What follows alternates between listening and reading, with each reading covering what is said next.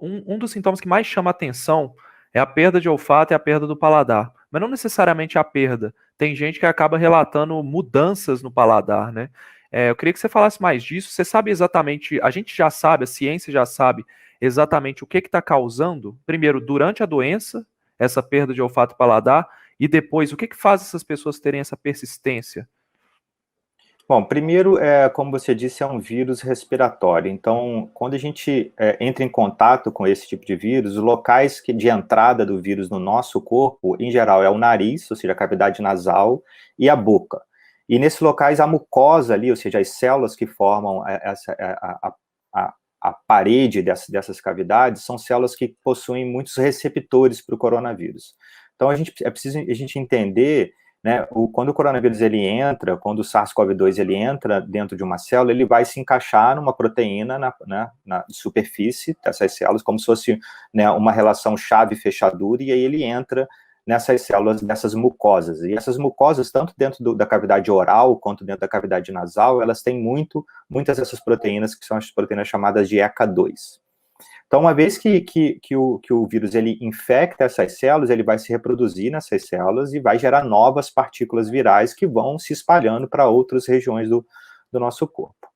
Então, a gente sabe que, por exemplo, o olfato, né, e o paladar, eles são feitos através de neurônios, né, chamados neurônios olfatórios, que estão dentro da cavidade nasal, e neurônios gustatórios, que estão dentro, né, da cavidade bucal, da cavidade oral, que são responsáveis por detectar substâncias químicas. Então, quando a gente, por exemplo, está sentindo um cheiro de alguma coisa, existe uma substância química que está dispersa no ar, e esses neurônios eles têm receptores para essas substâncias, eles detectam essas substâncias e levam a informação para o cérebro. Então, né, o paladar e o olfato são sistemas sensoriais envolvidos com o sistema nervoso. Né? Então, essas informações elas vão para o cérebro através de nervos. E na Covid-19, né, quando a gente fala que uma pessoa perdeu o paladar, o nome né, digamos, científico para isso é chamado de anosmia. Então, a anosmia é a perda completa, paladar não, desculpa, o olfato. Então, a perda completa do olfato seria a anosmia, e a perda completa do paladar seria a agúsia, né, muitas vezes falado. E existe, né, às vezes, a perda não é completa, às vezes é só alguma diferença, e aí é quando a gente chama de hiposmia ou hipogúsia. Então, o mecanismo exato da fase aguda não se sabe exatamente, existem algumas hipóteses, mas, por exemplo, o que se sabe é um pouco mais com relação à perda do olfato. Né? Os neurônios olfatórios, né, que são essas células que estão dentro da cavidade nasal, que reconhecem essas substâncias chamadas de odoríferas, eles possuem várias outras células em volta, que são chamadas células acessórias.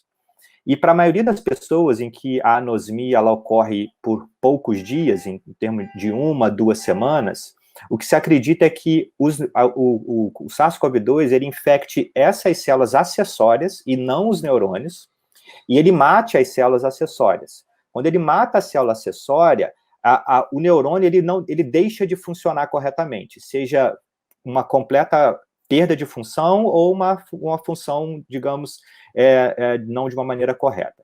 Só que essas células acessórias, elas conseguem ser repostas de uma maneira relativamente rápida, né?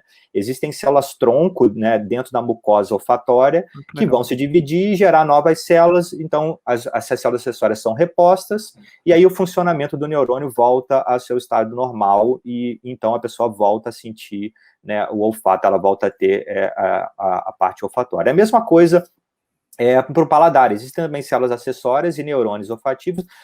Para o paladar ainda não é muito bem, né, não se sabe muito bem se afeta diretamente os neurônios sensoriais ou se são as células acessórias. Então, o que se sabe mais é para os neurônios olfatórios. Então, para as pessoas que têm uma perda temporária, o mecanismo principal que se acredita é esse, seria uma infecção das células acessórias. Muito, muito legal. Então quer dizer que a gente pode esperar que as pessoas retomem esse olfato, esse paladar no longo prazo, algumas mais demoradas, outras menos, mas é normal que se retome por causa dessas células tronco que vão regenerar essas células que morreram por causa da infecção. Exatamente. Entendi.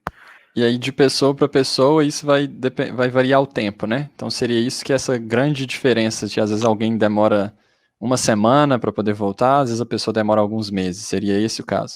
Na verdade, esse mecanismo, né, a hipótese desse mecanismo seria mais para as pessoas que recuperam rapidamente, em torno de 2 semanas.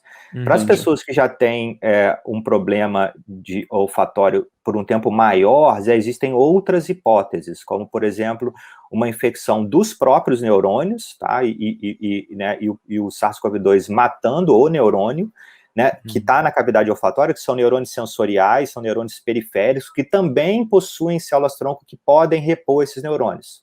Só que a reposição desses neurônios é um pouco mais lenta, demora em torno de 1 mês, um pouco mais de 1 mês. Então, aí a gente vai variando para o tempo. Agora, pessoas que já têm uma perda olfatória de mais de 1 mês, aí o mecanismo ainda, né, não é muito bem sabido, isso pode envolver problemas neurológicos na parte central, então aí já dentro do cérebro mesmo, que existem algumas evidências, existe uma área do cérebro que recebe a informação desse neurônio que está no epitélio olfatório, chamado de bulbo olfatório.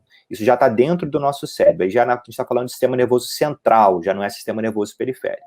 E o sistema nervoso central, ele não tem essa capacidade de regeneração como o periférico. Então, para essas pessoas que têm uma perda mais prolongada, de 6 meses, 1 ano, se acredita que talvez o mecanismo envolva, então, neurônios do sistema nervoso central, do bulbo olfatório.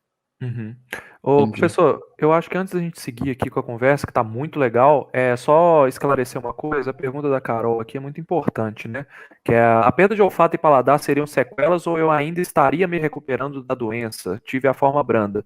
Eu acho que deixar claro que não é o vírus no corpo mais, né? E sim os danos que esse vírus causou durante a fase aguda, que é a fase em que o vírus está ali causando os problemas que ele faz. É isso mesmo? Exatamente, foi o que eu falei no início. Quando você tem um sintoma que ele persiste por mais de 4 semanas, ou ele aparece depois de 4 semanas da fase aguda da doença, aí a gente já chama de sequela, tá? Então, nesse caso, aí eu não sei exatamente quanto tempo está ocorrendo essa perda de olfato, mas se for por mais de 4 semanas, a gente já chama disso de uma sequela neurológica.